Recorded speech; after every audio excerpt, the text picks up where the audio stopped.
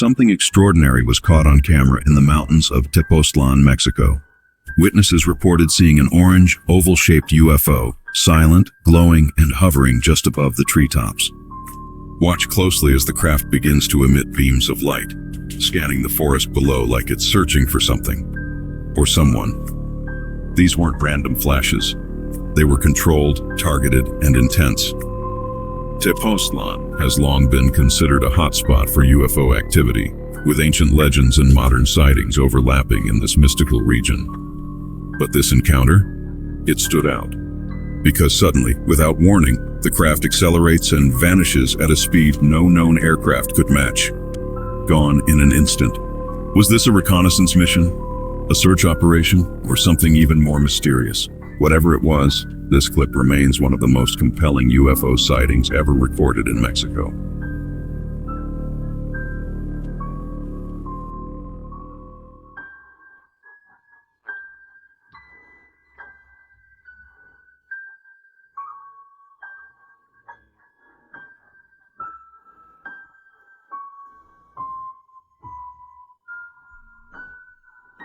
The powers that be are very quiet about unidentified interactions with our military's weaponry, yet it's documented many times throughout history. In the footage you're about to review, we'll learn how aerial technology not of our world has been defending humanity's safety for whatever our intended purpose is. Say your average White House briefing? No, it really isn't. So with that in mind, a fascinating conference today about UFOs and nuclear weapons. It took place in Washington. At it, a U.S. Air Force captain called David Schindele said he was part of an incident in which a UFO disabled 10 nuclear ICBM missiles. Here's part of what he said. There has been a long history of UFO incidents and encounters, with much investigation of them from 1947 and even earlier. In September of 1966, I was the Minuteman ICBM Launch Control Officer and Deputy Commander of a launch crew stationed at Minot Air Force Base, North Dakota. I was involved in a UFO incident at that time where a flying object tampered with and took down a total of 10 nuclear-tipped ICBM missiles by rendering them unlaunchable. When it turned out that it was neither and it was nothing else that they tracked, then it became a UFO. Originally, I came from Southern California. I lived right adjacent to Vandenberg Air Force Base. And while I was living there, I was directing the Western Spaceport Observatory. And I got involved in a photographic project, which is years in length, photographing all of the main objects visible through small and medium-sized telescopes in our galaxy and other galaxies. I knew up front that they were going to have imagery, and I don't think any of their tapes were from the right angle that the object showed in their tapes. I just happened to be at the angle that the object sort of passed right behind where the rocket was going. Several of us were out there watching it, and we're all saying, well, what's that by the bird? Is that the space shuttle crossing its path?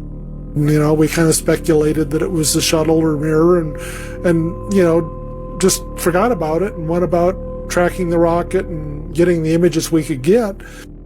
I'm a still photographer. I had the video running to document my shutter clicks. And the reason I do this is that if something should go wrong with the bird and there's an explosion or it goes off course or anything happens, they've got lots of cameras. The Air Force has lots of cameras out there, but I might have the right camera angle that lets them know what went wrong. There isn't supposed to be anything, in the airspace when you're launching a rocket. It's not a good thing. I phoned a friend of mine that was working that launch. He's one of the tracking guys, and I knew that he'd been working that morning. What was that went by the bird this morning? And was that the shuttle? He says, we don't know. We haven't run all our telemetry yet. I'll call you back in a couple days when we run it. He calls me back a couple days later and says, we don't know what it was. Is that the space shuttle crossing its path? Says the shuttle was over Madagascar and Mir was someplace over Asia. They tied into the NORAD database, and so that was officially became a UFO at that point. I was stationed at Malmstrom Air Force Base, Montana, as a missile launch officer, monitoring and controlling 10 nuclear-tipped Minuteman missiles. I got a call that morning that they were seeing strange lights flying in the sky. And I got another call subsequent to that call, and this time it was a more intense tone in the guard's voice. It was very clearly very frightened. He said there was a bright, glowing red object hovering outside the front gate. It was oval-shaped. He had all the other guards out there with their weapons drawn. Right after that call, I woke up my commander and told him about the phone calls. As I was telling him about the phone calls, my weapons started going down, one after the other. They went into a no-go condition, what we call no-go condition. They were unlaunchable. We lost somewhere between 6 and 8 weapons that morning within minutes of having received that second phone call. The world's military is nothing short of amazing. From man-made jets that exceed thousands of miles an hour, to missiles that travel at hypersonic speeds, which translates to over 20,629 miles per hour, we've certainly achieved a lot up to our year of 2025. I leave you with stunning actual footage of a reported UFO incident that took place during a 1964 Air Force deployment to a mountaintop near Big Sur, California. The mission was to film Atlas missile tests from Vandenberg Air Force Base. The SM-65 Atlas was the first operational intercontinental ballistic missile able to achieve a staggering 16,000 miles per hour. What you're about to see is certainly not achievable then, as well as now.